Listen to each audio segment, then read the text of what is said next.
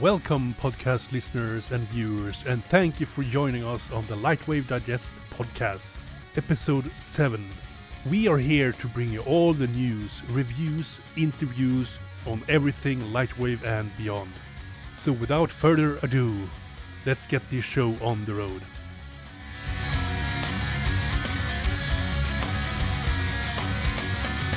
Hello, Andrew. Welcome back to a new episode.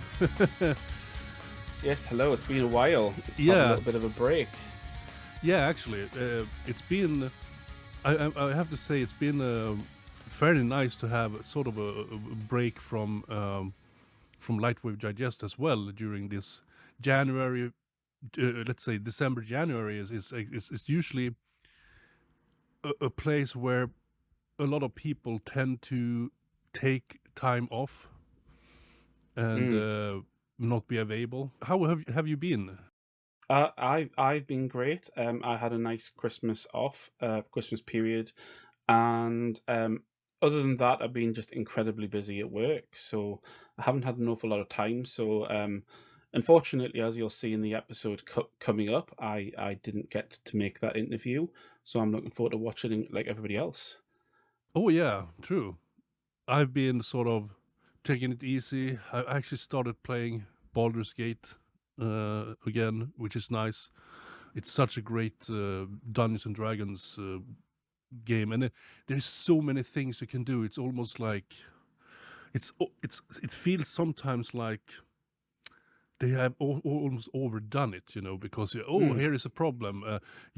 Here's a cliff. Can you get it up? Can you get up there because you have a jump thing? And no, but if you have this chest with you, you can place the chest, you can jump onto the chest and then jump up to that cliff, things like that, all over the place apparently. And so you have to really think and explore, and it's super fun. It's a great game if you're into Dungeons and Dragons and turn-based combat. I haven't played it. I don't think my machine's spec'd enough. I haven't got a new enough graphics card. So I'll have to get a new one, which I'm planning to do this year. I kind of think I might hold out for the new AMD 5 chips coming out because they sound very exciting. I haven't checked. I have sort of checked out a little bit and starting to slowly get back. I mean, of course, work and stuff like that. But I have also been looking around. Like, is there happening a lot in LightWave land? It's been quite calm, and it's usually is times like this anyways. It's been quite quiet. I think they made the big launch just before Christmas, and they've just been reconsolidating, getting all the bug reports in, building up towards a next release with bug fixes and tidying up the little bits and pieces of features, and of course getting the Mac version out. True. I have no idea if they're going to get a Linux version out. I think that may be a little bit too much in the future because they'll have to do a lot of testing to see what platforms it runs on, etc. But they're definitely building up towards a Mac version, which I think everybody obviously is clamoring for if you're in the Mac community. I think the new Mac chips are very powerful and should benefit a lot from having a Mac-specific version of it. Although I did read recently that there's like official Windows support for Windows 11 support for the I've forgotten what the name of the emulator is, but you can emulate Windows on the new Macs, and so LightWave should run on that in PC mode, which is a bit, if you want to take your life in your hands. Yeah. But hopefully, I think everybody will be very pleased when the Mac version comes out. There's a lot of Mac fans in our community. Yeah, absolutely. I think I can guess why the reels have been slow in coming out. Okay. Let's go there then.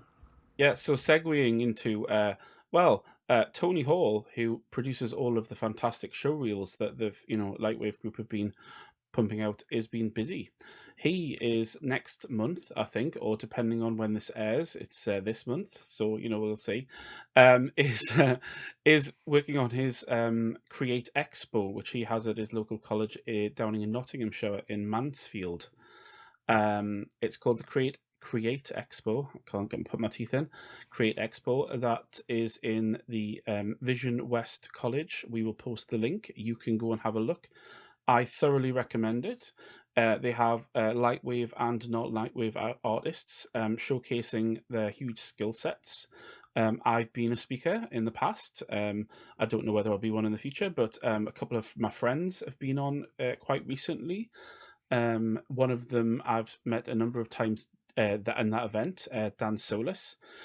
He's a fantastic creator, filmmaker, editor, and LightWave artist. And we've also got one of the actual staff from LightWave itself is going to be there, with the possibility that Joe and Andrew are going to be there as well, although that's not official. They're just going to be there because, you know, they're big fans. The very first time I actually met Andrew was, in fact, at the expo a few years ago. That was very exciting. I mean, I've obviously known him quite a number of years online, but it was really sort of cool to put a face to the name and have a little chat with him. Hopefully I'm going to have a bit more of a chat with him when I'm there next month. So very much looking forward to that. Yeah, that would be Johnny Ogar. Is that his name? The guy from I wouldn't Digital? like to render it incorrectly, so but we've spoken on the podcast. We've talked to him behind the scenes. Very enthusiastic designer. And obviously, it won't all be about LightWave. I'm pretty sure it'll be all about his design business. Hugely talented guy. So that'll be fantastic. But also, I'm sure that, you know, some of us will plague him with some LightWave questions as well. Yeah, probably. Since I guess everyone knows that he works for LightWave Digital, right? So yes, well, it's written right there on his bio. If you have a look on the website, you can see a little bit about him. Yep. So yes, click on him, have a little look.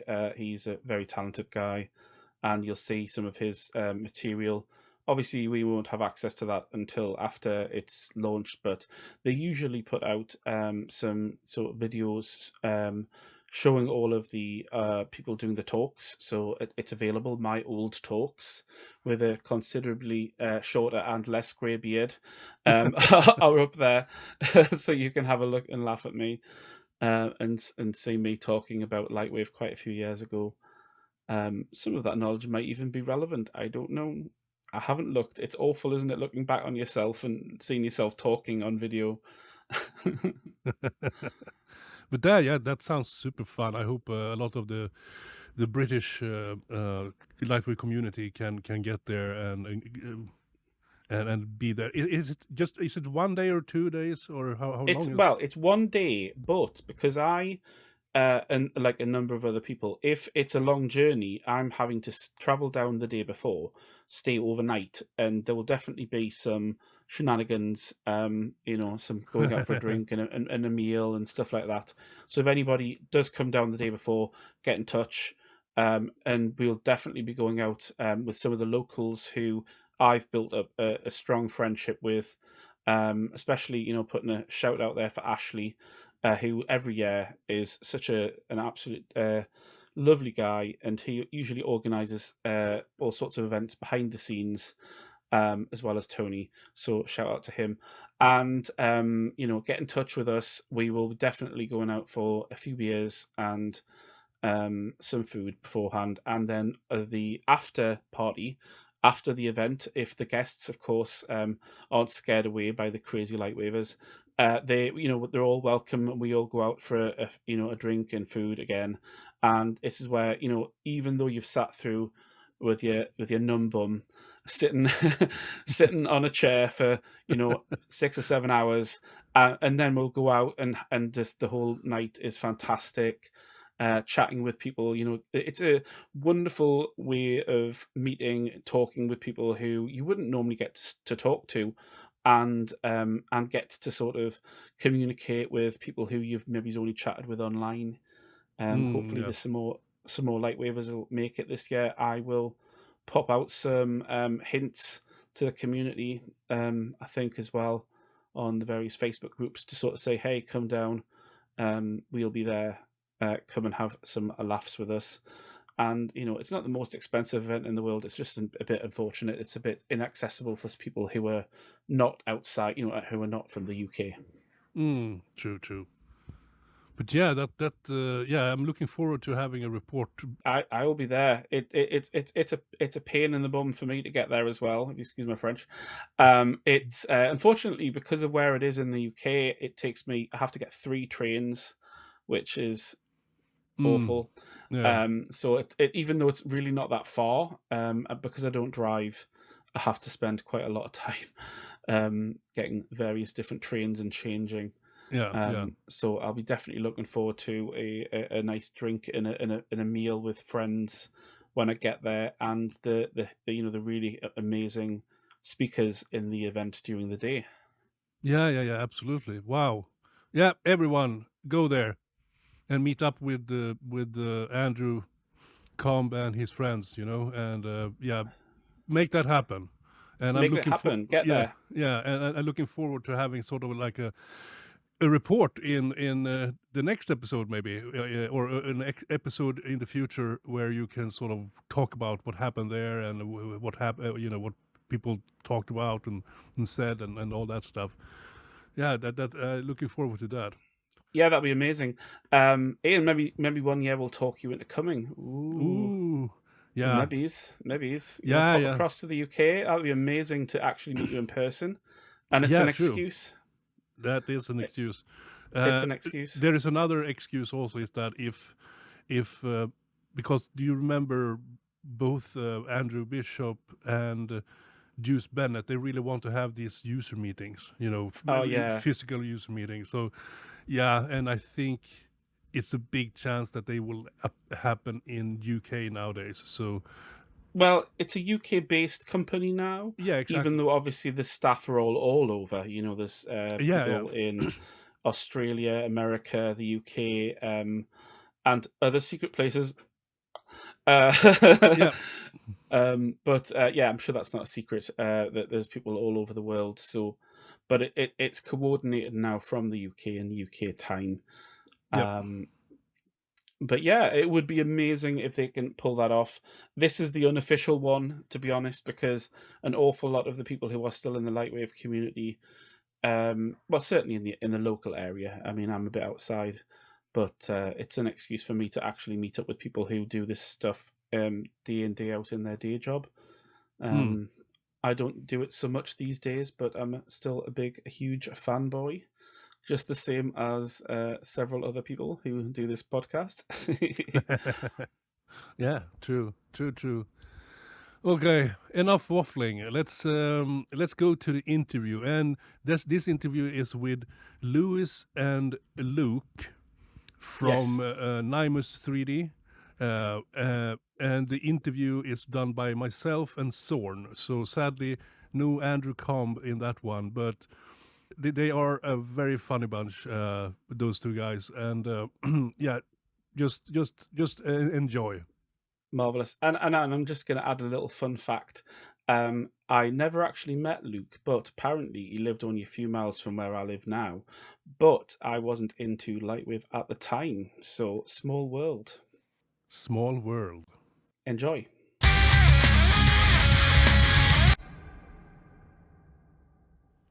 Hello, everyone, and welcome to tonight's guests. And yes, I say guests with an S because there are 2 of them. It's 2 guys from Nymus3D that have been working there for many years, and they are basically focusing on science and technology, visualizations, but they also have dabbled into visual effects. Welcome, Luke and Lewis, the 2 L's. Hi, everyone. Hello. Hello. Welcome. Nice to meet you. How did you come to work at Nymus3D? What was the criteria to go there? What did they seek, and so on? Could you tell us both a little bit about how you joined that company? Well, I think, yeah, I joined first, and it was because the company, they're a science visualization company, and it was a science visualization company that used LightWave. So they were asking for someone with a hard science degree. In my case, it was physics, but also someone with LightWave 3D knowledge. So it's a very small pool of people. I'm one of those people. Even though the interview was great because I was just telling them how terrible I was at everything. But they still hired me, the fools. And how long have you been there now, Luke?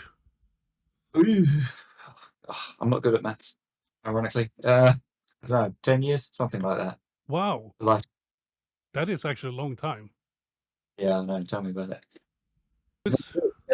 Yeah, and my Safest. so they found me on the LightWave forums, because someone made a post asking for so everybody here uses LightWave, and what do you do something else in your life, or what did you study? And I made a post saying, yeah, I studied biochemistry and I'm using LightWave, and then they read that and they started talking to me about joining the team, because it's a science visualization studio. Having someone with a science background helps a bit when talking to clients. So it took some time, but after a few years, I decided to join. You invested. Yes. Wow. So I mean, I've looked at a bunch of the stuff that you've done, and I mean, some of the stuff, you know, even if you know it's sort of like this is science visualization, it looks really good and stylized. How do you come up with the looks of these things? Oh, interesting question. Like, usually we just throw our own artistry at the thing, because our clients are like, we have such a wide variety of clients, like, because they're scientists as well, tend not to be too artistically inclined, shall we say. So we have a lot of freedom there to just do what we want in terms of the visuals. Like they're always focused on like getting the science right. As long as the science is right, then usually like do anything you want, and they'll just say, yes, that looks great. Yeah, so sometimes we need to stick to some colors or some types of representations. Yeah, there'll be like common representations Yeah. in science already of like this type of element is this color or this. Yes, exactly. Yeah. So, or some molecule usually is represented like with an hexagon or something like that. So we need sometimes to stick to some rules, let's say, but then I think we are quite free to come up with a style. Sometimes you can try to go a bit more cinematic. Other times you go a bit more schematic. It depends. Also depends. There's several parameters, let's say, in that equation to. And it has to be recognizable to the audience as well. Yes. Like, for example, we had one the other day where we did some DNA, but we made it look a certain way. Like, people won't recognize this as DNA. You have to make it look like the stereotypical DNA. All As soon right. as we did that, we're like, yes, fine, great. Yeah. But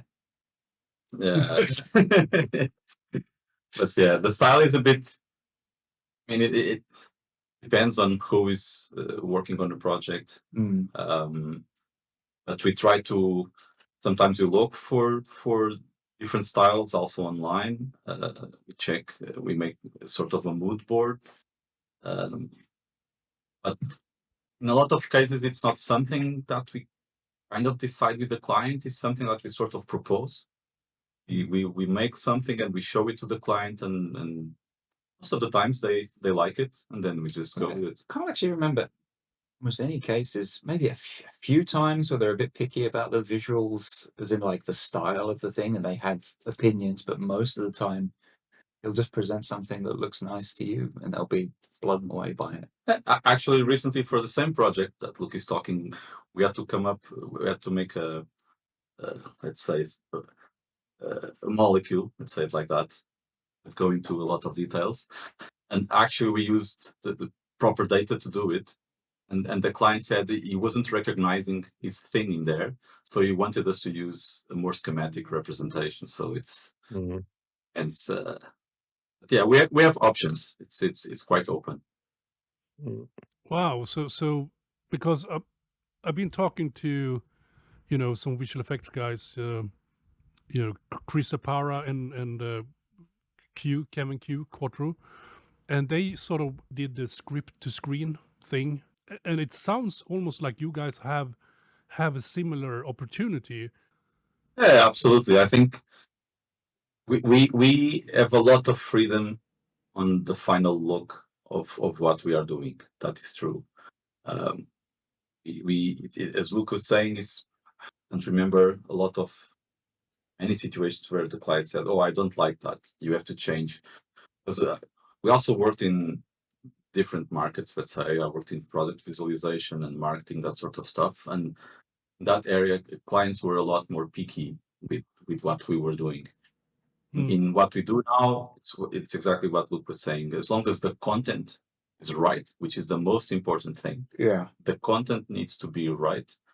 And then from there, of course, if the client for some reason doesn't like what we are doing, they will say something, but it's quite rare. Usually when we get to a final look, they are quite happy with it. And then there isn't a lot of input, let's say, artistically, yes, with our sometimes there'll be a color change or something like that, but usually, like, because we're quite experienced with this stuff, like we've already done our own research and we've chosen colors for a specific reason, because at the end of the day they're trying to communicate something. So that's always our focus, is like, what's the thing that you need clearly communicated to the audience? That's got to come through. So that'll affect your choice of colors, your framing, the pacing, absolutely everything. Yeah, because when you are looking at real images of cells, usually illustrations of molecules, let's say, they have colors that are recognizable, at least for the people that work in that type of stuff. A simple example is, I don't know, DNA and chromosomes. Usually they have a purple color. You can do it differently, it's fine, but it's 80% of the time people will show DNA as a purple color. Because when people are looking at cells in a microscope, there's a type of coloring that is added that will make DNA look purple. So the nucleus of the cell will look purple. So that's something that if I start a project with DNA, I'm not going to make it red or maybe orange. Yeah, I immediately start with some colors that I know that the client will not find that weird. They will look at it and like, that's DNA. It's an established look. Yeah. Which you can usually find by, like, I just do a quick Google image search and then just scan pages. You can instantly see if there's like a standardized color for a thing. Just by doing it. Yeah. Pretty handy. So if you stick to some of those things, then you are kind of okay. Yes. Okay, you're in the safe, but then you seem to have some leeway, artistic leeway, after, because when you were saying that it should be correct, I understood it as it has to be scientifically accurate. Yes, as much as possible. Yeah, I mean, we've been to like a scientific visualization conference before, and there's someone, I don't know who it is, but there's someone who always says, like, no, things should be, all of the images should be in black and white, because I can't remember their reasons, but apparently they have reasons. But that's just daft, because using colors is like a major tool for communicating stuff. Like, and there's some levels where we show stuff like light doesn't even scatter at all. So, there's realism, and then there's like, we've shown like quantum waveform collapses, and we show individual atoms as, this classic ball and stick, which that doesn't exist. You're serving the idea, you're trying to communicate something, but like, there's usually a backbone of science that they're trying to communicate. That's the part that you've got to be accurate about, and everything else you can push or massage in any way that you like, that like looks nice. Because we do quite a lot of like, something I always like to do, and something I strive for, and I'm still striving for now, is like when we're down at the cellular level, like looking at individual cells, and it's like a whole landscape down there. I want it to look like an underwater scene, which doesn't really make any sense, but like it gives people a nice feeling that you're like in some sort of other world kind of thing. I don't know. Am I making sense? Yeah, Yeah. that sounds. Yeah, sorry. Yeah, the use of depth of field that you use is like that you're in a camera down there. So sometimes it looks like a valley or a deep trench in underwater. Yeah. So, More like you are at a small scale, because audience associate things at a very small scale with very, very shallow depth of field. So when we're looking at individual atoms or cells, we'll have shallow depth of field because that's what it makes. Unless we're going for like a big landscape look, like you've been shrunk down, and yeah, there's a few tricks that we and also the use of colors. I think it's the same with that you also see in movies. Like if you're explaining some new drug that is being used to treat some disease, usually you have cells that are sick. We're not going to make those cells with, I don't know, some bright colors, or we'll make them. It's the same thing as in movies. You'll use dark colors and greens, and some colors will give that feeling of being sick. And then after this new amazing drug comes in, then the cells become healthy. Yeah, and then the saturation goes up. we change all those colors to make it bright, more. Yeah, so that I think one of the shots that we've got, right, is the cancer cell death. There's a blob of cancer and all the cells die, but the cancer cells just look they're darker and more spiky looking and just nastier looking, and they look evil. Yeah, and they're not necessarily like that. They Probably just look like normal cells. under the microscope, you probably will look at them and they will look almost pretty much like the other ones. But we just do that, and people then, oh, is it really like that? Sure. But it helps to tell the story, and yeah, Yeah, and it depends on the target audience as well, because like occasionally, sometimes you'll get a client who's the stickler and like, no, it's got to look the way I say. It's got to look. The cells have to look the same. But generally speaking, if you're trying to communicate to a scientific audience, you'll handle things slightly differently than if a client, like, even though it's science-based material, but they're trying to make it for a general purpose audience, or a round of funding, for example, where they're trying to sell something to investors. Like, so you have to tailor these things specific to the audience. So we ask all these questions up front as well. So you cater for an audience. So, and depending on that, you pick a style or. Yeah, well, we are, again, because of the experiences that we've had, we know that like there's usually a certain route that these animations will take, and I always ask a few specific questions. Like, the first one is like, who is your target audience? You only choose one. You can't say everybody, because everyone wants to say everybody. It's just a video to go online. Very useful. I also ask people, like, I say, okay, what's the title of the animation? And they'll just say something. And then I always ask them, like, okay, what's the you've got a subtitle? What's the subtitle? And that always makes them think.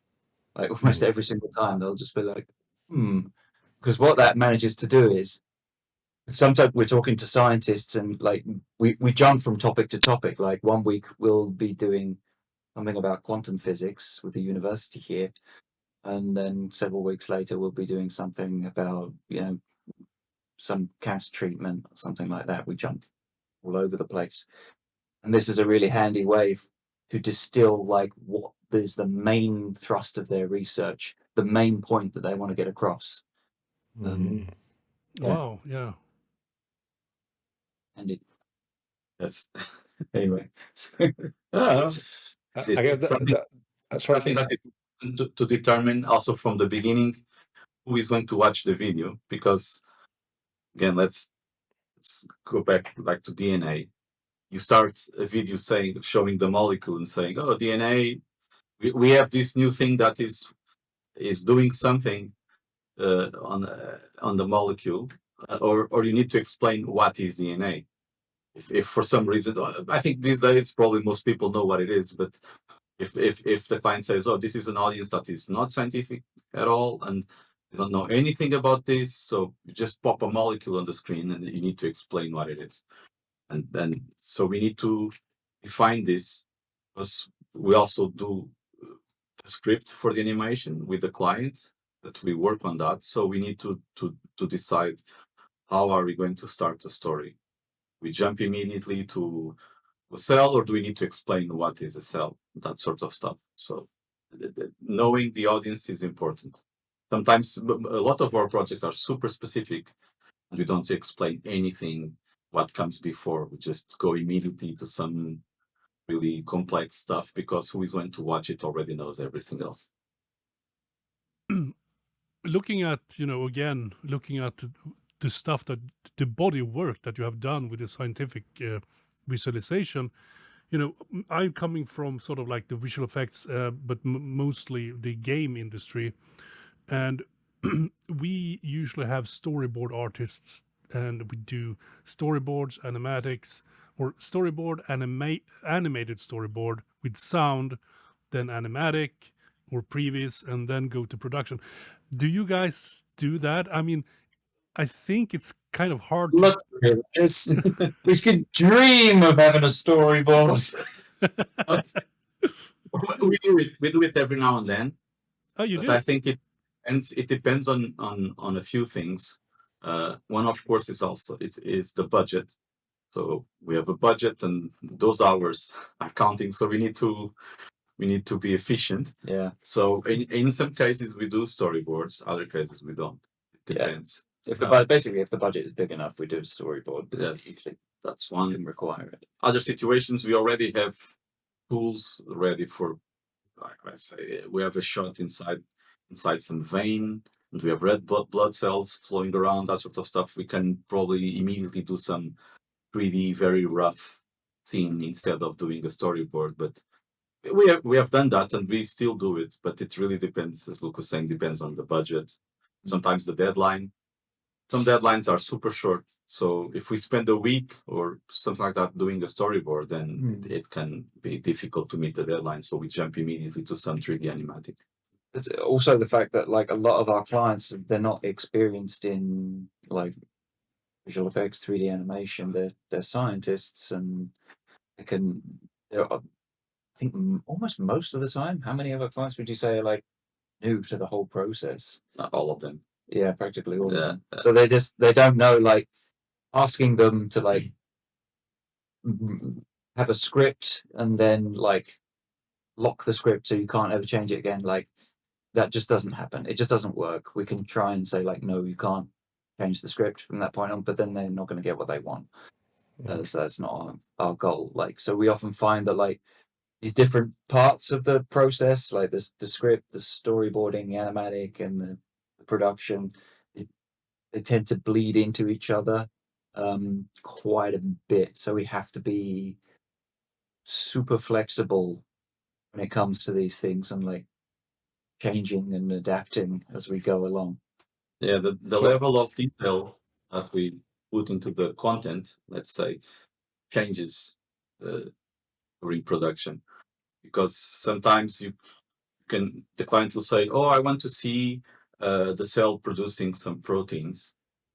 This is quite generic, and you can do this in many ways and show it with a lot of detail, not as much, and that sometimes you make an option and the client might see it and say, "Oh, I need a bit more, I need to show more." And so what you are showing is quite simple, so I need it to be a bit more detailed.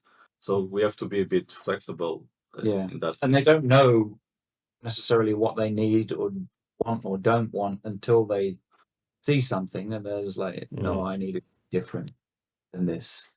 It's it's just not their field. It's our field. So what you're really saying is that your dream is returning customers, so they already know the process, and that you can. Is that a common occurrence? That well, even if you have like returning you can have same companies come back, but then some of them have a high turnover of people, so you have the same company, but again, different people. No, that's exactly, it's what you were saying, and it's difficult sometimes to manage the client expectations, because if you make some clients, they think, okay, I'm going to get a video, and when you send them like a first version, they're expecting sometimes a lot more, Oh, and if you send them like a storyboard, which is almost like a PowerPoint thing with some slides, like, so this is what I'm getting.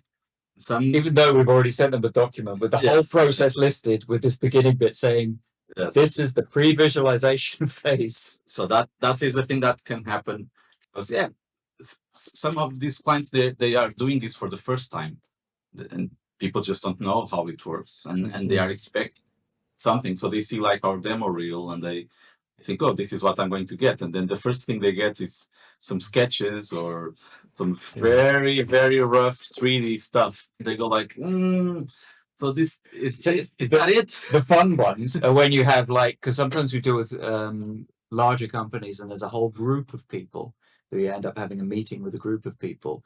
And there's this thing that happens in meetings with a whole bunch of people where no one will want to be the person who says this looks like arse.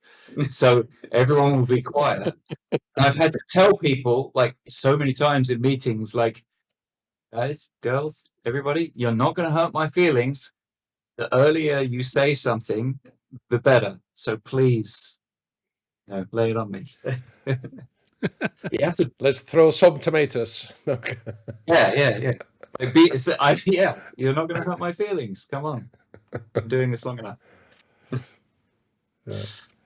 No, that's so funny. Storyboards happen every now and then. The conclusion. You answer your question sometimes. Are you involved in the sound design of the videos, animations? Usually, no. We have a person, like if that's usually like for the really high budget ones, I would say we do have like some sounds we can throw in for some things, but if we have a really like one that warrants it, we've got someone that we use for doing like completely bespoke sound design and music for that matter. There are a few things that we don't have in-house, let's say, like for example character animation, because we don't do that a lot. So and sound design and music, it's another one of those. So but you still animate first and then they add the sound. It's the other way around, as in character animation, for instance, where sound is very key to. Usually the sound is done last. Sometimes there's like an iteration. There will be sound is done, and then we have some changes, and then it needs to be tweaked. But it's one of the last things that is done. Probably the last one when we do it. Yeah, I think. Yeah, we have some funny ones on YouTube. That one with the squishy sounds. That was. People get fixated with the sound. With the sounds, because this stuff. I mean, you have cells moving around and stuff, so just put some squishy sounds in there, and people go like, "Oh, the animation is really nice, but the sounds, I wanted to be sick." Quite funny. Again, we have some freedom in there. No one knows what type of noise a cell does when it moves, so we can just No, it's really slow. Yes. How many people are there? It's not just you two, right? Do you have some other people there as well, helping out with 3D and things? Yes, so we are a small group. So Nymus3D is a small group, but we are part of a larger company. But actually, our group right now are what, 6? 6 to 3. No manager and like. I think we're 6. Never sure, but yeah, we are 6 people now. 4.5. Yeah, true. You think this would be a difficult question? No. Yes. No. The team. So there's me, Luke. We also have Miguel, which is very good 3D generalist. Has been doing this for a long time now. And then we have also Remco, and we have Rebecca on the team. So we are 5 now. Oh wow! Okay. And we are part of one, which is an engineering company. It has more than 1,000 people. Oh, okay. So you're the rebel unit using LightWave. We have the cool kids, as we say. Yeah. Yeah. Everyone else is using AutoCAD. Storyboards. SolidWorks, yeah. So that's a good question actually. How much of this is LightWave? Because I do know that you guys also use a lot of Houdini as well. So how do you work with the different tools? And what tools are you working with? When I originally came on, I was taken on as a LightWave person because mainly people use LightWave. And then I started to use Houdini originally just to create like geometry and things like that, because Houdini's very good. Like I'm sure everyone knows, like Houdini being a procedural system, it's great for like stuff that we need. Like if we need some biological structure, like these things can be so complicated that like it's not practical to model them, but you want to have some system that generates these things, like a vein system, vascular system, or something like that, or a whole sea of cells, or something like that. So that's how I originally started it. In fact, that the shot of the cancer cell death thing that you have, that was some cells I think were... No, actually, I'm lying. That one was 100% LightWave. I'm talking out my ass. There was another shot where I like imported some stuff I made from Houdini into LightWave. I think for me, like I was actually using LightWave today, but I'm mainly in Houdini now. But like I'm still...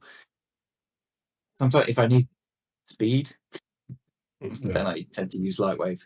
Just my old muscle memory. Like I still model fastest in Modeler, and I still produce stuff, I'd say, fastest in layout as well. There's something about those view controls as well. Like I don't know what it is. I don't know whether it's like, it's really hard to tell, like, because it's the first application I learned. Is it my muscle memory? Is my muscle memory that stubborn? Or is LightWave's like navigation system, like the way you just move the camera around and look around, it just seems so much faster and better to me than other applications. I've used other stuff, and at least It always feels horrible. yes, moving the camera in layout is still LightWave is still the best one for me. Yeah. But our team, so everyone is using Houdini now. I'm the last man standing with LightWave. Yeah. I still use some. Luke still opens LightWave every now and then. Yeah. True. And do you use CAD models for the animations of machinery that I've seen on your website? So do you import it then into LightWave? Do you retopo them? How's that going? Again, depends on budget and time. So what we are doing now with CAD models, we import them with Blender. Because Blender has a very good add-on to import CAD models. And then depending on if it goes, then it can go to Houdini or to LightWave. Then usually what I try to do is do as much as possible of the project of the animation with the CAD models as they were imported. Then looking at how much screen space they have, try to improve some bevels and stuff like that. Try to improve the CAD model as much as possible, but some are super complex, and so it's you just try to make them look nice, even with those sharp edges, which are not nice. But it really depends. If we have time, then we Which we never do. Yes, usually it's quite nice. When we get time, one day we'll do it. Do you do much like retopology or anything like that? Do it like, no? If you start going down that road, it's usually such a mess that like, you just don't go down. I mean, it's just most of the time is I'm just finishing a project exactly like that with a very complex CAD model, and project is practically done. But I've been trying to improve some parts of the mesh, which is in LightWave using smooth shift to add some edges to the thing, so that when it's very close to the camera, you don't see those sharp edges. So that's some beveling or chamfering here and there, and some like cylinders, that type of stuff. If we didn't import them with enough geometry, then I can just go there and replace it with a bit more. But yeah, it in the end, it all depends on the time that you have.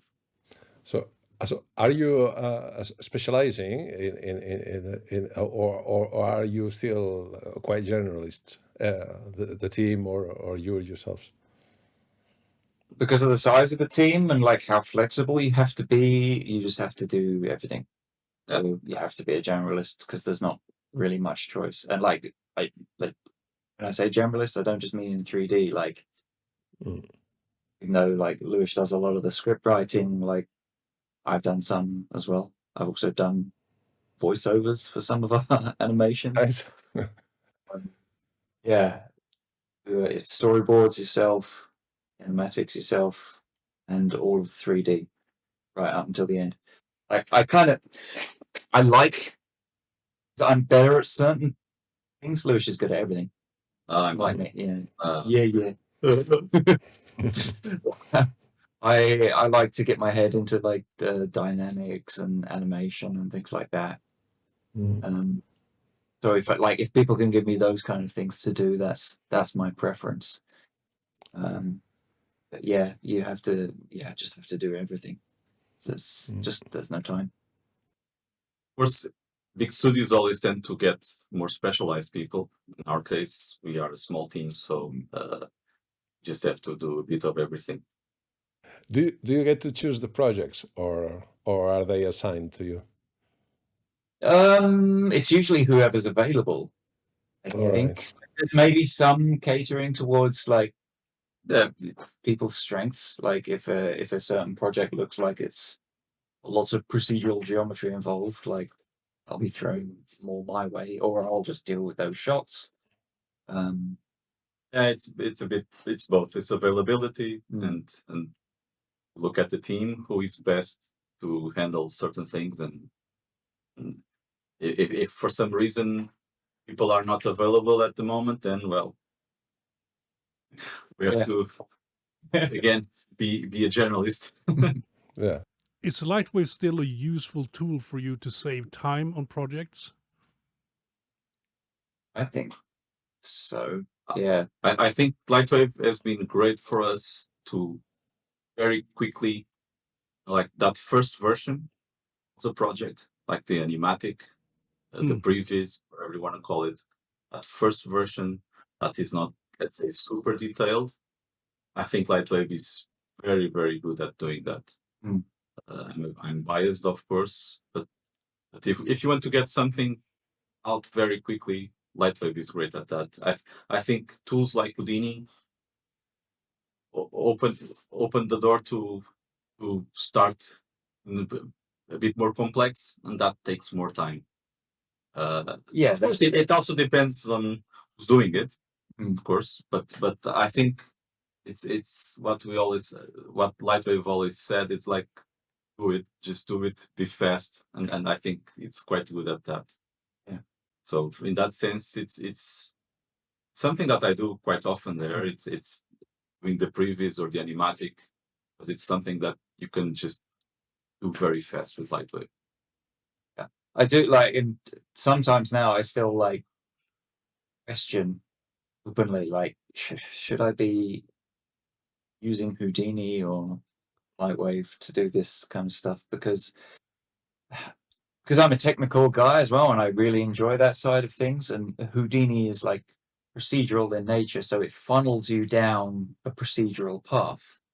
Whereas with LightWave, I think like, okay, it's bad. It doesn't have, although it's getting proceduralism now. Like before, it didn't have proceduralism. You just had to build your model, and then you're done.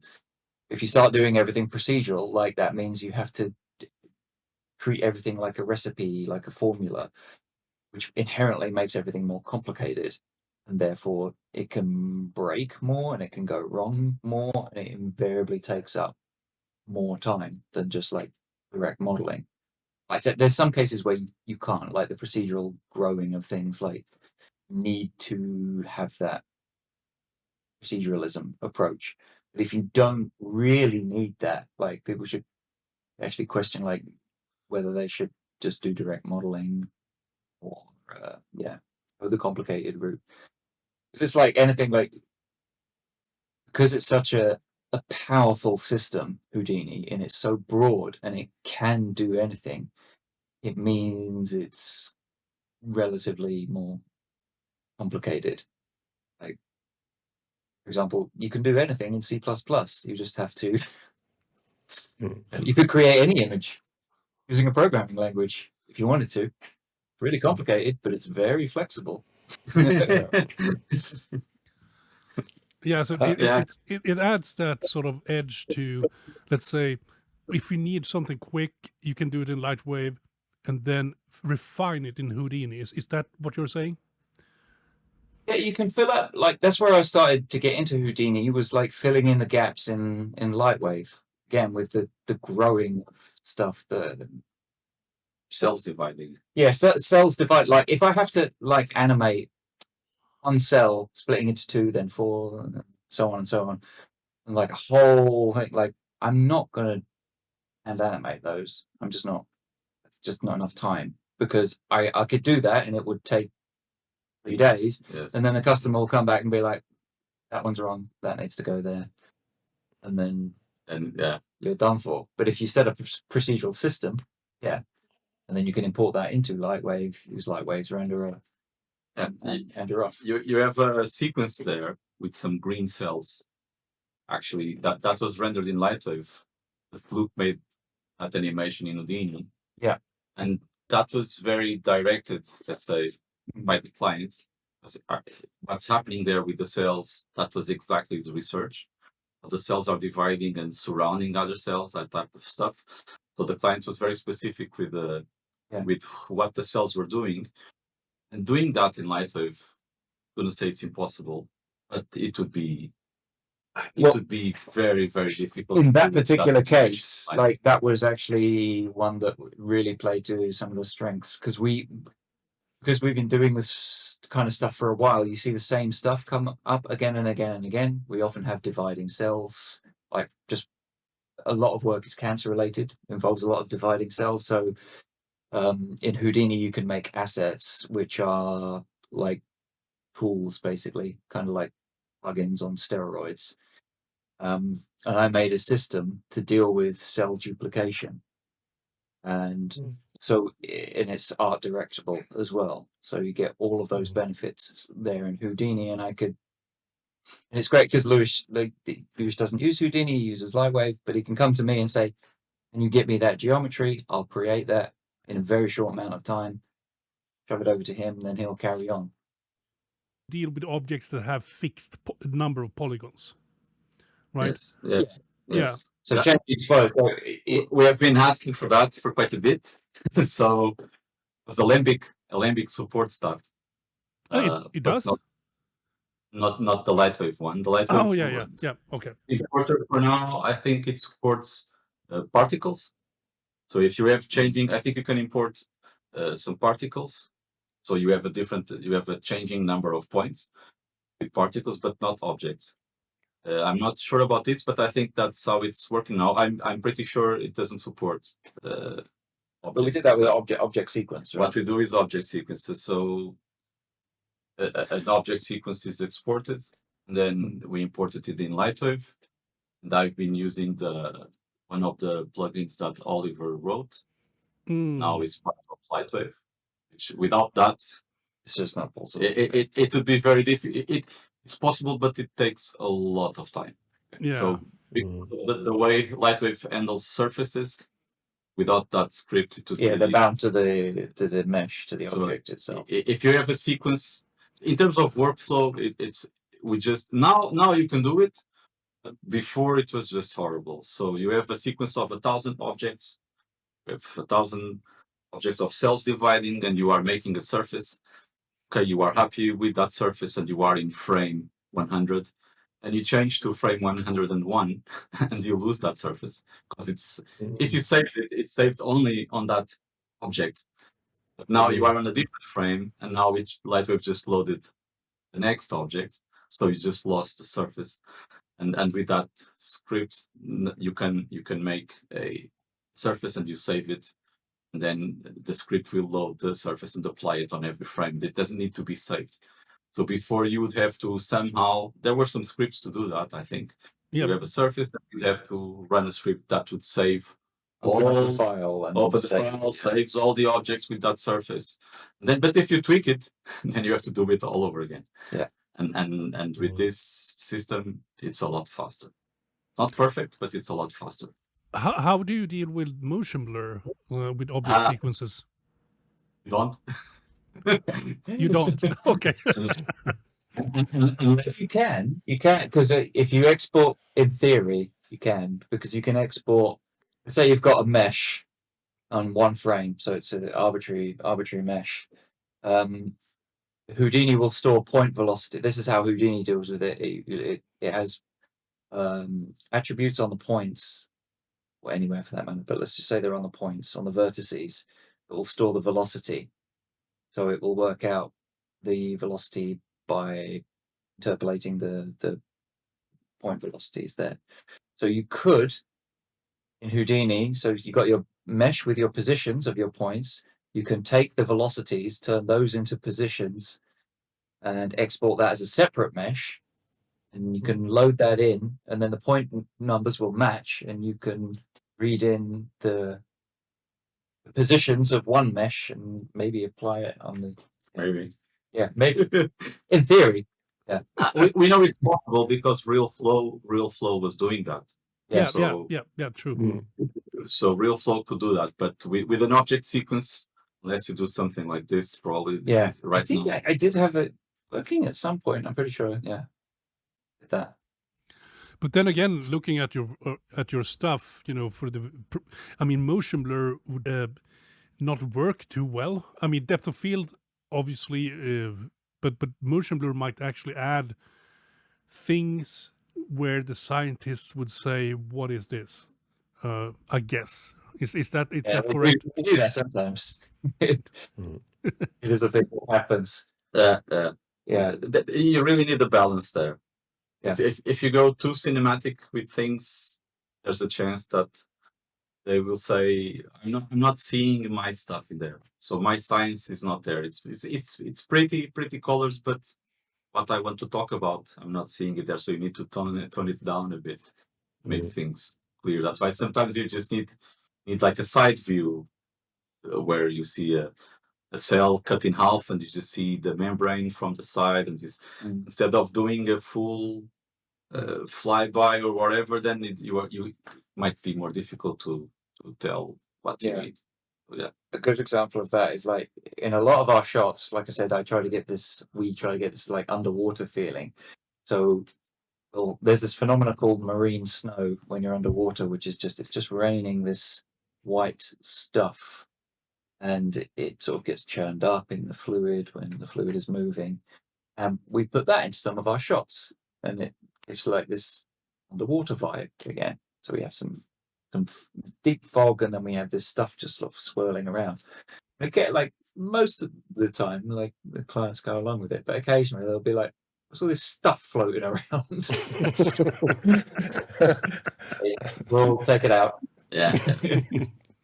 I had that. We took our chance, but I had that not so long ago. Yeah. It was all these white things. Yeah, it was like, what is all this stuff?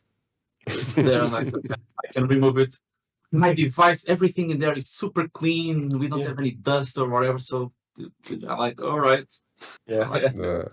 Try to do some stuff with volumetrics because you want to add some density or some volume to it. And sometimes at the scale that we are working on, it just doesn't make any sense. Sometimes you are looking at molecules. So water molecules are also just some big blobs. So it's not, you don't see water as you see it normally. So sometimes it really just doesn't make any sense to see particles at a molecule scale. This looks pretty. Or to adjust the camera. Who's the operator? With the depth of field, if you only have one thing in the center of this, if you have only one object in there, then you don't have anything else. The depth of field just doesn't do anything. So you need to have stuff in there to do it. Layers. But yeah, sometimes clients just ask to remove it, and it's they know what they want. So yeah, You don't fight them. No. Pay the bills. And what about rendering? Well, what about? I've been using LightWave for quite some time, so I just used the LightWave renderer, and everyone else is using Houdini with Redshift. Yeah, I used 2D Mantra before its old renderer. Yeah, again, very capable renderer. Slowest renderer I think I've ever used. Is it slower than LightWave's render, in your opinion? Mantra was a CPU renderer as well, but it was like, I don't know. I may have been using it wrong, but I really tried. But sometimes you just couldn't get rid of those fireflies, man, because it was like full PBR renderer as well, and it was just impossible. So do you render in-house, or do you use some sort of render farm? Or No, we have a small render farm, let's say, but it has been. Yeah, we have a bunch of machines, like our workstations, that have a bunch of GPUs in. Like overnight, they'll be doing rendering. I have like 1 or 2 spare with some. I've got Redshift licenses and a couple of GPUs. We just send them off overnight, and it's just super quick. And for LightWave, we have a render farm. Okay. With a few more machines, so yeah, and everything's controlled by a single render farm manager. Oh, which one are you using? Currently, we're using Afanasi, the CGRU one. I actually recently added LightWave support to it, or a plugin, but I think we're looking at Deadline now because we had some issues there. So yes. And you haven't looked at because we are still actually using Muster. Yeah, I've been looking at like there's another application out there called Gaffer, which is recently. Have you heard of it or not? No, I thought Gaffer first, and then I realized that was a plugin for LightWave. It's the same name, but no, it's not. It's not that one. But it's a complete application. Like one of my old friends who worked at DNEG put me onto it. But it's like it's a procedural system for doing Lookdev, lighting, rendering, and task management, task automation, stuff like that. And they've recently just grabbed Cycles and put it in there. It's not quite there yet, but oof, that will be a beautiful combination because Cycles is XPU as well. Uses everything it can, and it's a pretty good render engine by all accounts. But not quite there yet. Yeah. I don't want to license. I don't want to do it with Redshift licenses anymore, to be honest. Do you have problems with the license server as well at times? Oh, the Maxon one or licensing thing, always online, because we've got some older licenses that they're locked on the machine, but also like two licenses because you can't buy those ones anymore. So we've got to use the new license system for 2 of them. So we've got one farm which mixes both. So I've had to, in the render farm, write this whole freaking system to just check and see if that Maxon 1 application is in there, and then log into it because it's always got to be logged in every single time. And yeah, I can see the joy that it brings. But if you're like Redshift, when it starts up, it says like, "Oh, I've got the Maxon 1 app on here. That's where my license must be."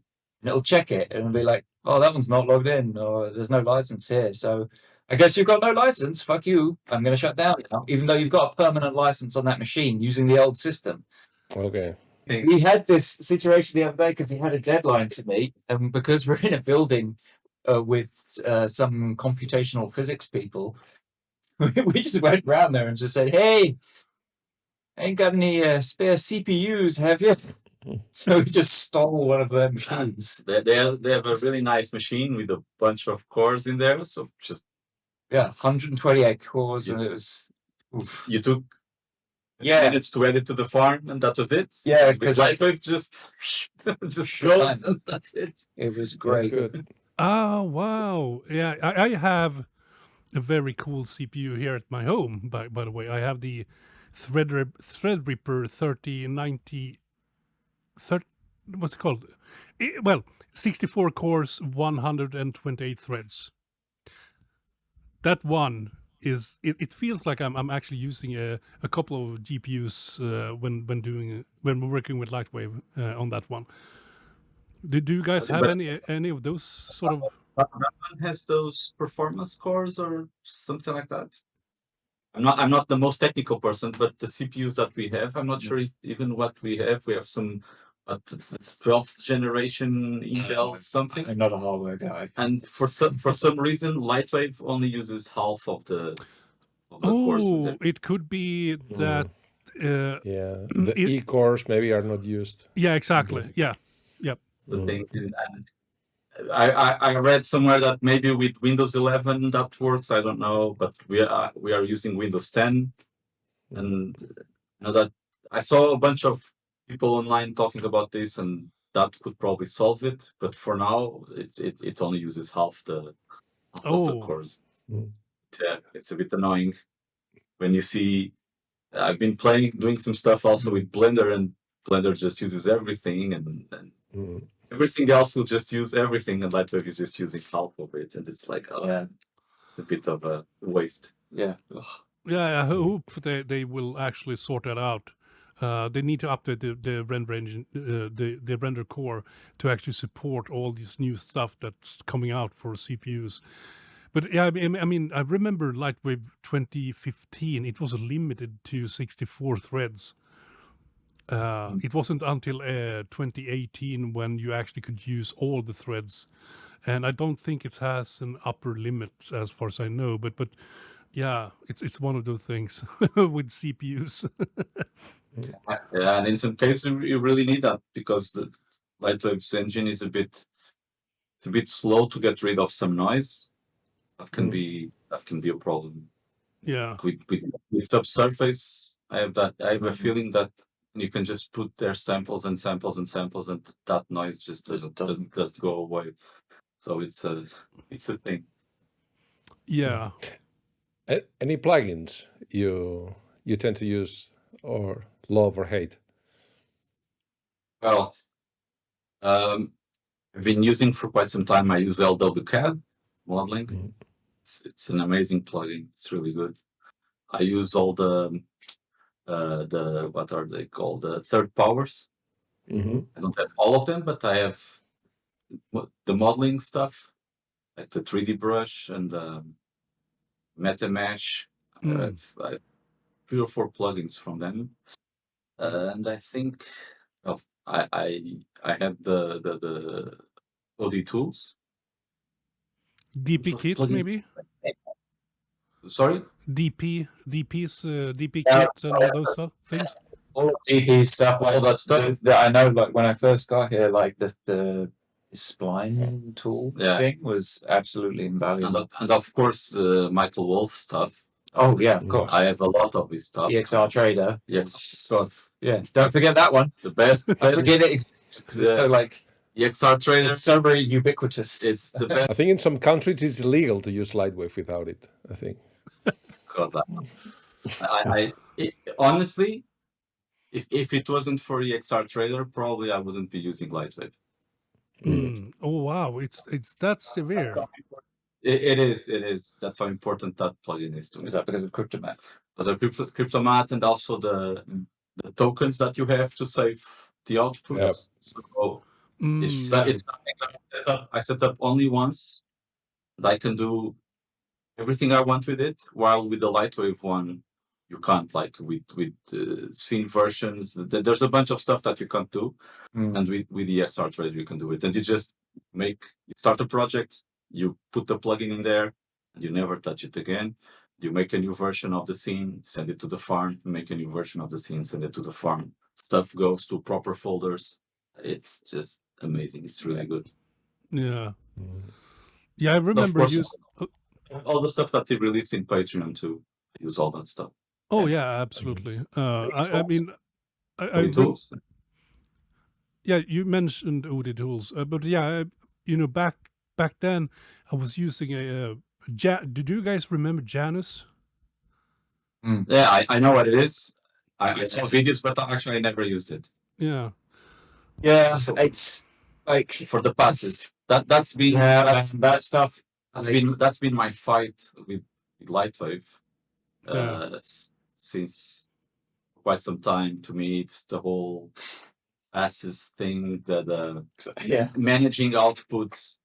I mean, I've been doing this since I was like 17 or something. I'm going to be 50 this year, and the amount of times I've talked to people that used LightWave in the past, and that is the reason why they are not using it anymore. Mm. And I've not seen a lot of movement in that area. And of course, we know other LightWave users, and they have their preference on where they should put their effort. But I think to get to the studios, and I think it's That's non-negotiable. Yeah. Because the main Absolutely. let's say the main application at the studio is probably the one where you do layout, where you render, where you assemble all the objects and the assets and everything, and then you render from there. That is probably what you would call the main application that you use. People will use whatever to model, Blender, model, LightWave, whatever. But then it's that is the main application where everything is happening, and I don't think LightWave can do that right now because it's very difficult to do that. I had a very simple project recently, and it was a bit of a nightmare because I had to have one master scene, because I had to break out the scene into multiple passes. Yeah. I had to do it all manually, and it was horrible. And it made me think honestly, I got used to Houdini in this respect, where it's again so flexible, and you can override material down to pixel level kind of thing. You got so much control there, and all of the output could be automatically put into the correct place, and you kind of get used to this stuff. And I remember LightWave, I'm very fast in that, and I actually went back to LightWave due to its line rendering, because Redshift has no line renderer, and I really needed it for this project. But it was a nightmare to deal with all the passes, and there wasn't even that many, but still Yeah. it was bad enough. When you joined us in the cinematics, we had established a huge pipeline using Janus with LightWave. The only things that we didn't render in LightWave were the effects, because we were using, I think it was 3D Studio Max with the thinking particles and stuff like that. But I mean, I wouldn't have recommended for us to use LightWave if it wasn't for Janus, because I mean, that one automated everything for us. I mean, yes, you have to set things up, but once you have done that, you save that as a preset. And we even actually had, talking about EXR Trader, it could actually, if you had different presets for EXR Trader, like say, this pass is going to be the pass for all the data stuff that needs to be in 32-bit or something like that, right? Then I could actually just say, hey, this render pass is going to just have these objects and use that preset for EXR Trader, and it was so flexible. Complicated, yes, in the beginning, but oh my god, I so miss that plugin for LightWave nowadays. It's god. It doesn't exist anymore, I guess, then. No, it doesn't work. I mean, you can still you buy it, and you can use it up to a LightWave 11 or something like that. Okay. Yeah, because there was a passport as well by Jeremy Hardin. It did a similar thing. I think it's like a whole pass management system, and I know that was all LScript based, so I don't know if that one still works or not. I think it's Janus is also LScript, by the way, completely LScript. But it's just so much more than what Passport was. To be honest, it has so many features. You could change this pass, I want to use another camera. Things like that. It was so flexible. I think that LightWave really need, to me, it's probably the number one priority that that should be done Yeah, instead of anything else. I said this already a few times. yeah, Like, exactly. oh, we have a new fluid simulator. No, that to me it's not. Yeah, one thing, if I can be real for a sec, it's like the procedural stuff that they're adding to LightWave is really cool. I do like it, but the only thing is, like, if you try and take on Houdini at that, you're gonna lose. Like, LightWave should stick to what it's good at, which is being fast and scrappy. I think, and find a niche there, and then expand from that maybe. And there's things like that. Like, LightWave was always used because it had a really good render engine and infinite free CPU nodes. That's great. So if the main thing is your render engine and you don't have a pass management system that's integrated and flexible, they're conflicting features or Yeah. lack thereof. But yeah, See what I mean? Like, the some stuff I feel like that's being added is it's cool for marketing purposes, and I don't want to say like that's not important, because marketing, the reality, it is important. You do need these things to get people's attention, but in the practical reality, I think stuff like a pass management system is way more important yeah, than and having any kind of credentialism. so I just want to mention that Oliver, OD Tools, they actually got not just OD Tools, they also got his other tools that he developed. One of them is called Uberpass, which is Yeah. a pass management system. Yes. So if they can start working on that one and make that,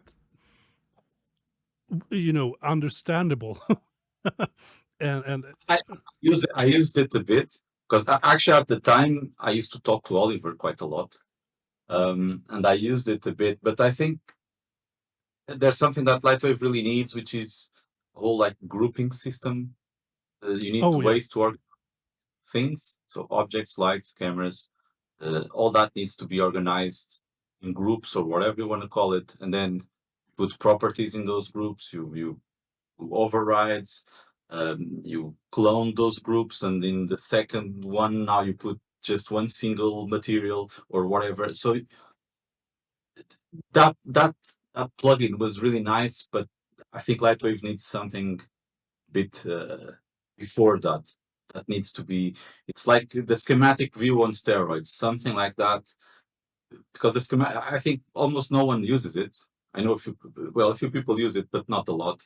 And that could be like a node editor. So that should be handled somewhere in there where you could just group stuff and apply properties and things. And right now, that needs to be done. Yeah. Before that, anything else, I think it will be a hack, and it's not a very good way to do it. LightWave was still is probably they're well known for getting quickly to 80% of a job, and then afterwards you can delve in it to do the final push, or then move along or incorporate from other parts or other softwares or in the pipeline.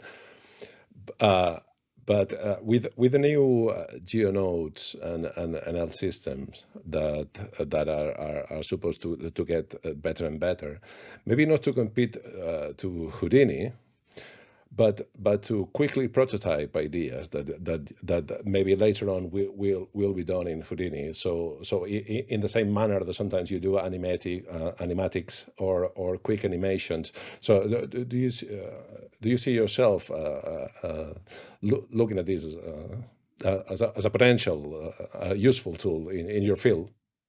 I don't see why not, because sometimes, like, it is very, very convenient to be able to do stuff in the same application, and like, as well as like LightWave or other applications play nicely with each other. You still have, like, maybe USD is a perfect interchange format, but like, having smooth integrations with each other is nice. But sometimes it's better to keep everything in one scene if you can, rather than just trying to export bits from other scenes and then cobble them all together.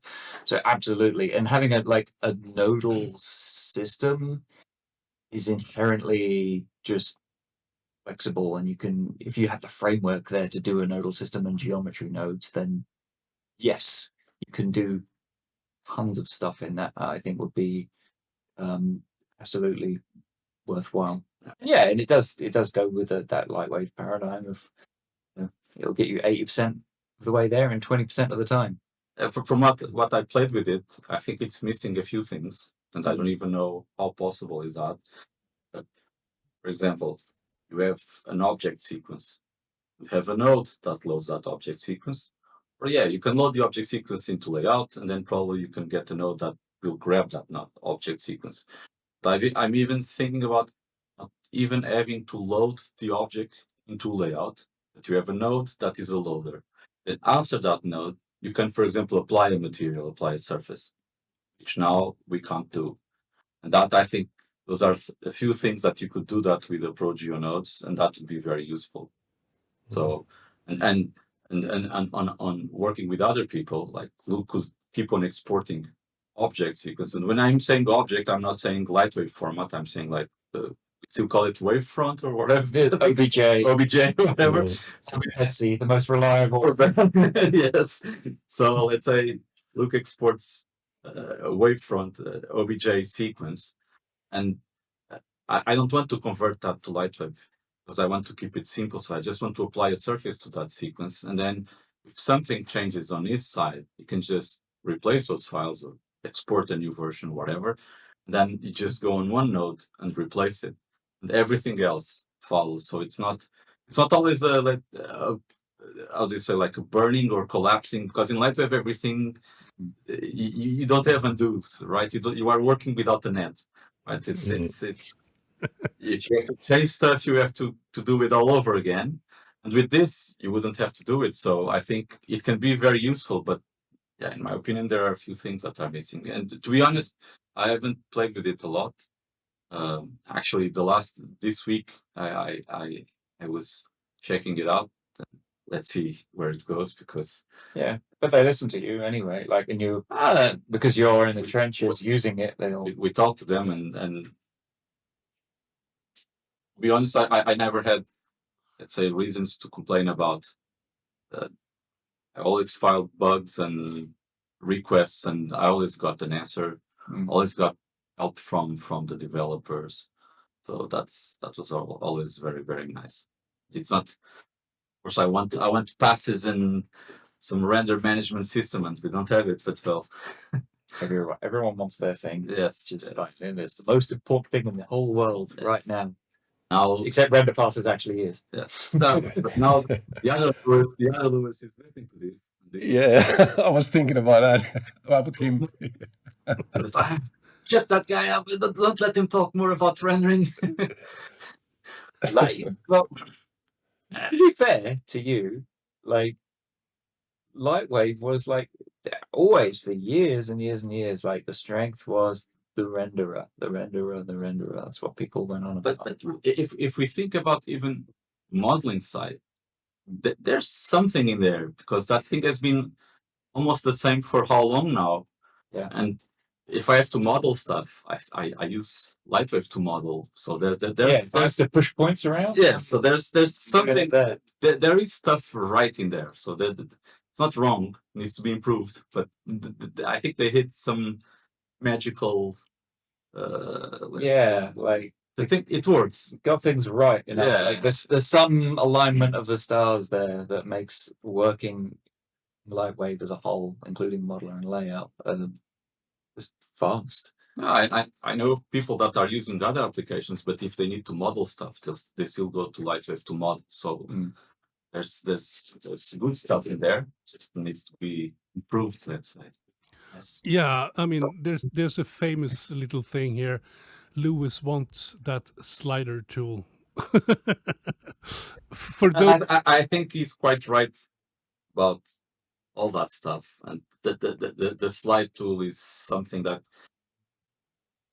I think the way I see how sometimes developers approach this is Because we as a user, we go like, oh, Blender has that. It works really well. Just do what they have in there.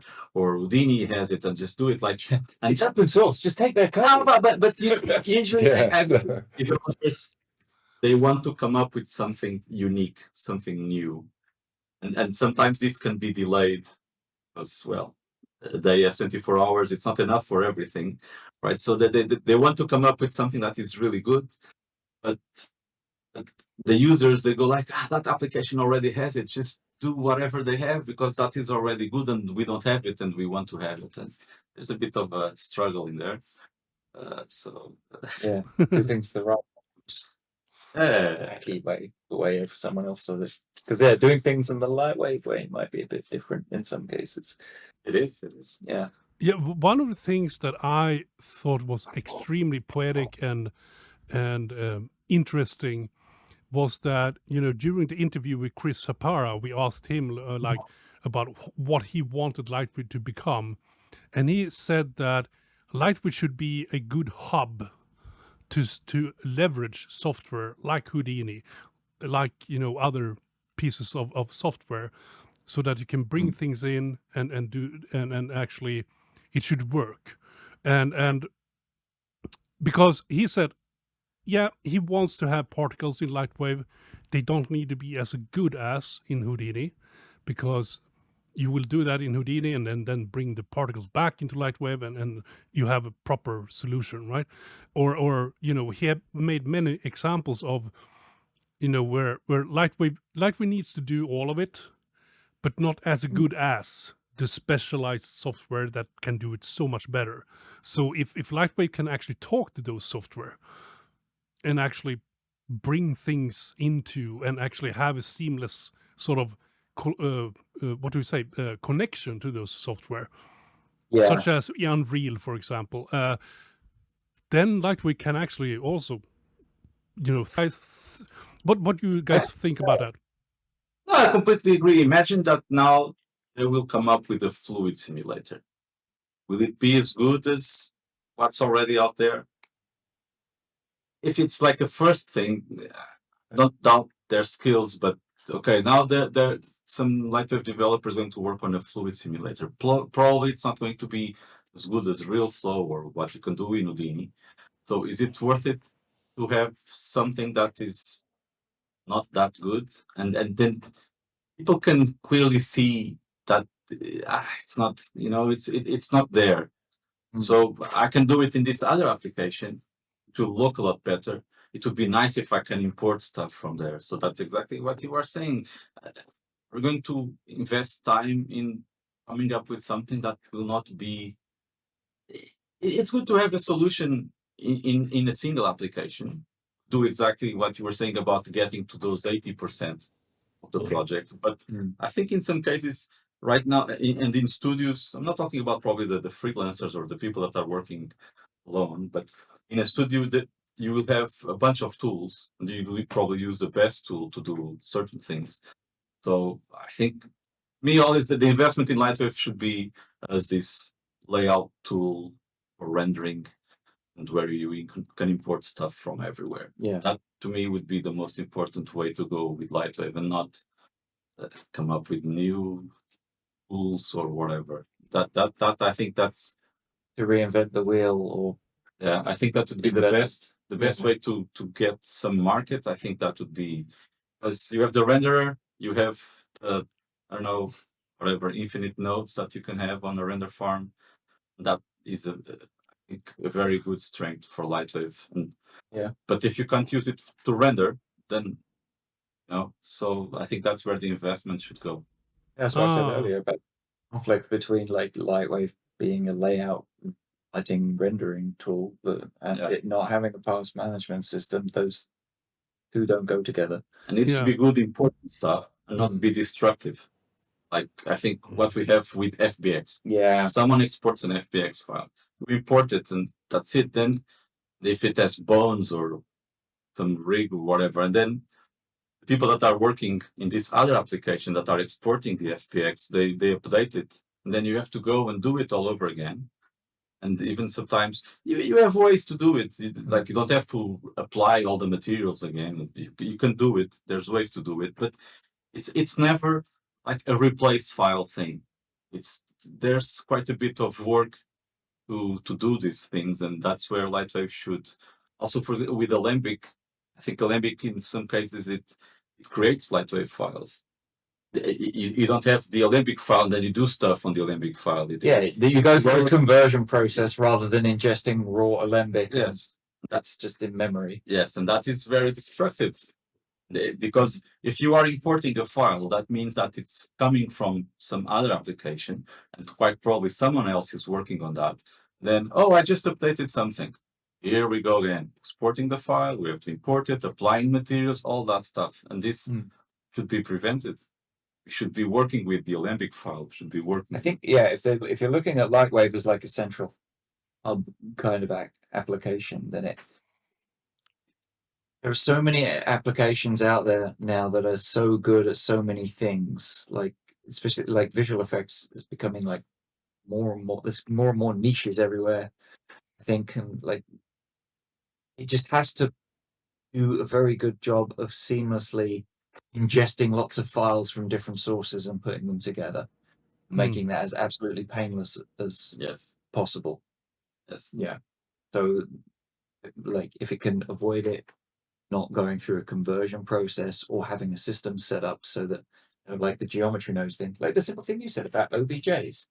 Like, if I export OBJs from Houdini, you want to ingest them in LightWave, you just want to ingest an OBJ, you don't want to have to convert it to an LWO, just ingest an OBJ, apply a surface to it, and get it into the renderer, and get your images out.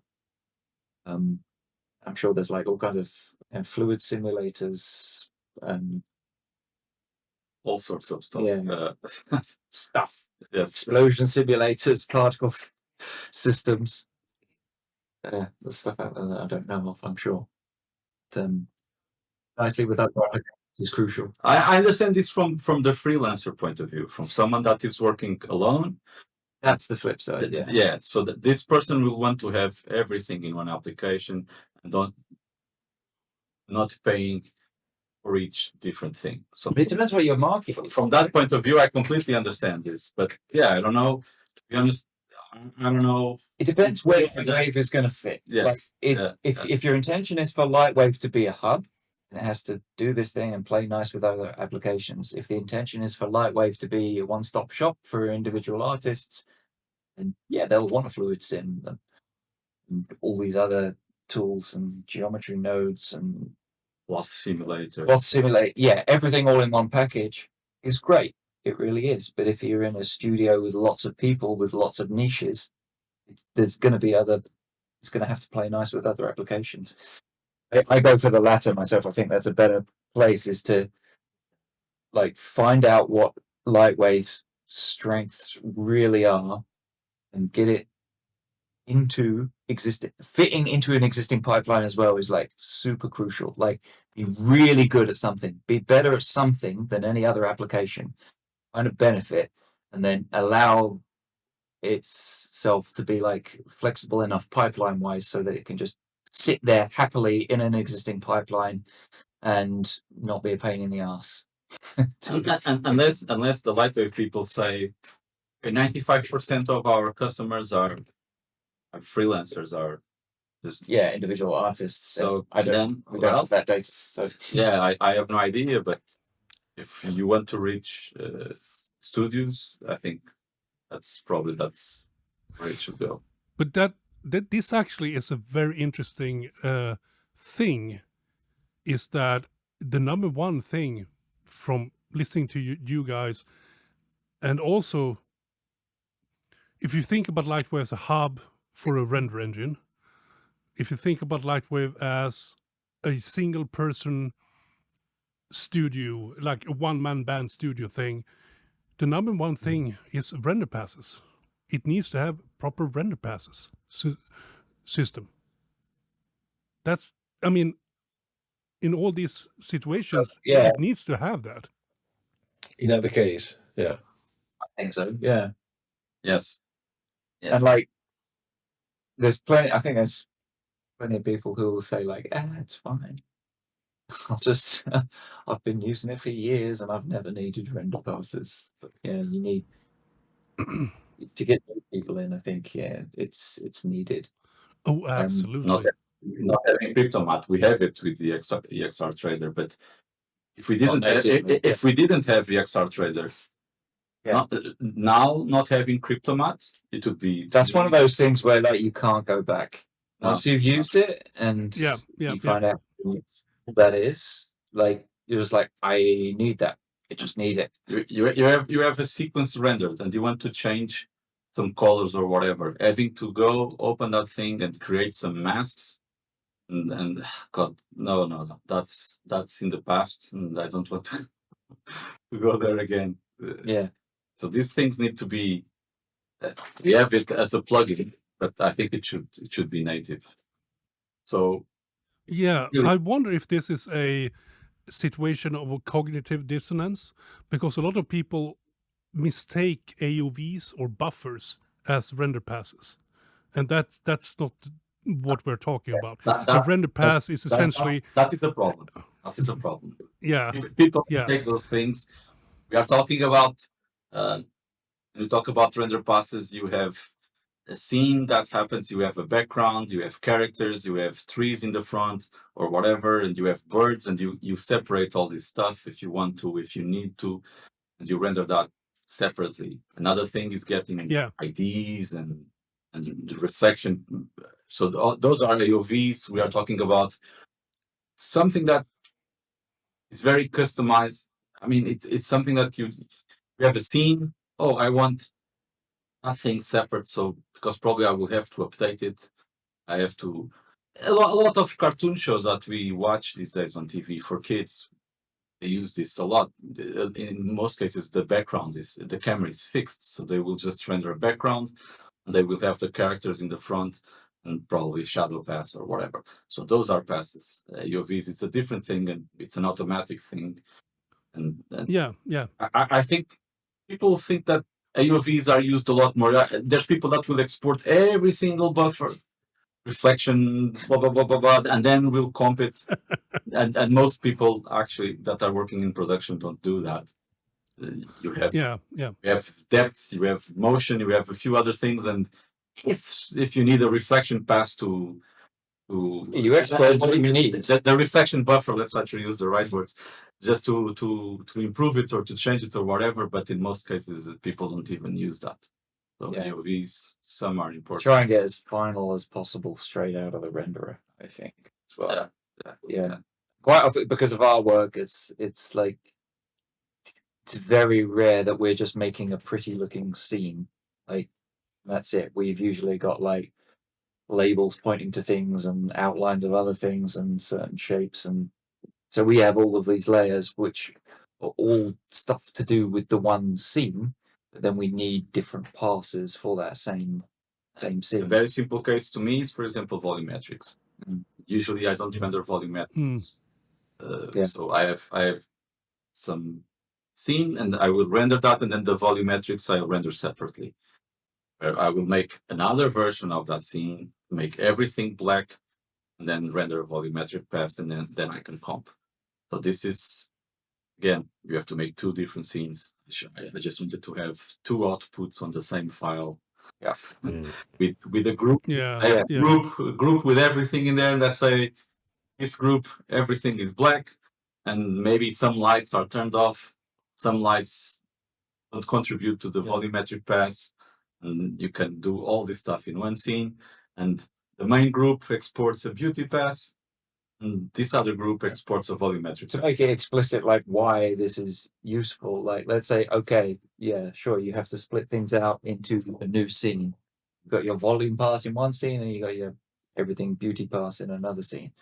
So now you've got two scenes, you've got two LWS files. And now in the next version, your timing's changed, your camera's changed. Now you have two, you either have to go back to the original scene, delete that pass. So if you've got more than one pass, you have to make all the passes again from that original scene, or you need to change the camera in every single scene. And it, like in the heat of production, you will fuck up. At least I do. Yeah. You can have a more complex setup Yeah. if you want, but it needs more work. You can have system that exports camera motion to a file. You can have everything point. You have a cache of all the geometry is all cached. So, and this assuming that you are not changing, you are not adding new objects to your project, because if you do that, then it's all broken again. Oh, yeah, there's always hacks, but there's always a lot of work involved. Yeah. And this opens a lot of human error. That's a problem. If the door is open for human error will happen. Yes, that is a problem. Yeah, since it's almost Christmas again, maybe is there anything we didn't ask that you were expecting us to ask you, or something that you'd want to talk a bit more? I don't know. I feel like we should sing some praises of LightWave. I feel like I've been moaning a bit. I'm English. It's what we do as people. We said it's a very good. It has very nice strength in there. So Babylon 5. Let me tell you. It was back in the day. Star Trek Voyager, Babylon 5, Battlestar Galactica, Firefly. The Amiga. I do love all those shows, genuinely. But yeah, Deep Space Nine. Yes. Oh yes. I never watched that one. Come on, man. It's right here. I've got it. You have it there? I've got it on display. Yeah. Above Right. and Beyond. There's so many iconic shows. Yeah. I'm still fighting for a second season. But yeah, I Bring mean, it back. it's been so fun to have you on, guys. I mean, we could probably talk for hours. One thing though that is the final question to you guys is, who would you want to see on this podcast? Oh no. John Null. Let's see. Thinking about. I mean, we have some nice people in there. I mean, I'm thinking about Lee Stringer. the Skype Get him chat. back. He's a lovely chap. Oh, Lee sorry, Stringer. Yeah. I'm thinking about some of the people on the LightWave chat. Yeah, Samueli Torsonen, like he did Iron Sky and all the Star Rex and stuff. I worked. Oh, him yeah, on. that's true. The Finnish guy. Yeah. He did.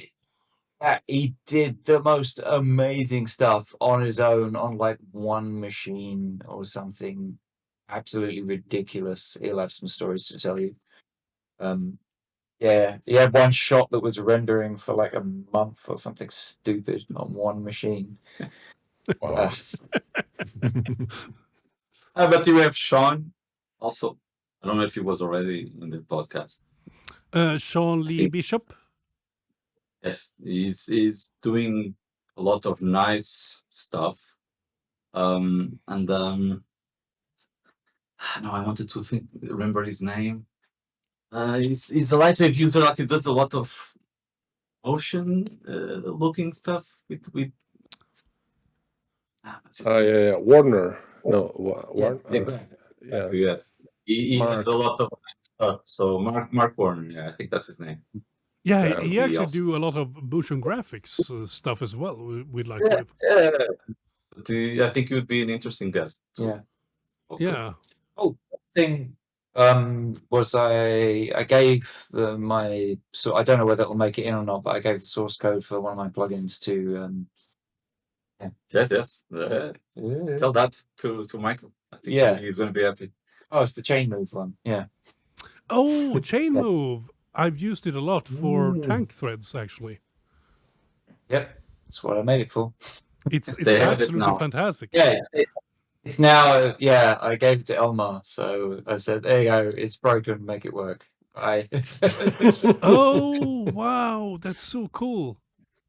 That's so cool. It should be an it's an easy fix, I think, because it's just to do with the object version or scene version or something like that. Yeah. So it should be fairly simple.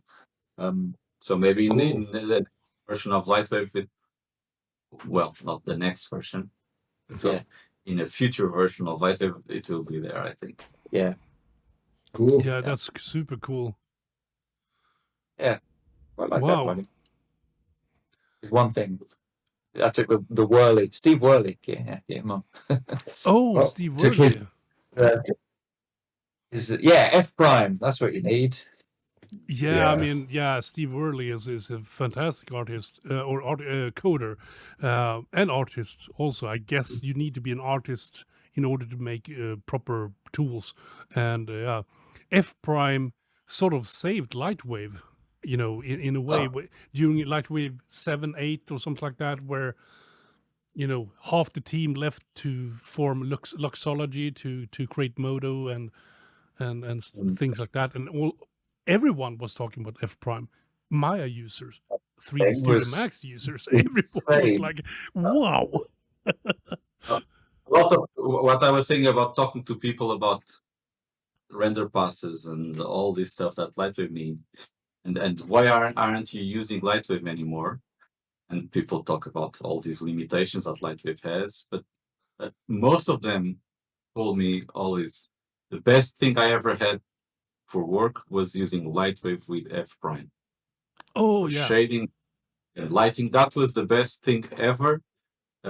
That's where I have my best memories about doing this type of stuff, was when I had LightWave and F Prime. But that's what I said earlier. Like, if you have the application, it doesn't have to do everything. No. It has to do one thing better than anybody else, and get itself into a pipeline and play nicely with other apps. thank you all for watching and listening to this month's episode. Be sure to tune in next time so that you don't miss out on all the goodies we've got for you. In the meantime, if you have any news stories you'd like us to know about, you can reach us in the comment section or send an email to lightwavedigest@gmail.com with the word news in the subject line. If you enjoyed this episode, be sure to like, subscribe, share and comment. Your engagement is really important to us, so thanks in advance for your support. So until next month, always light the wave.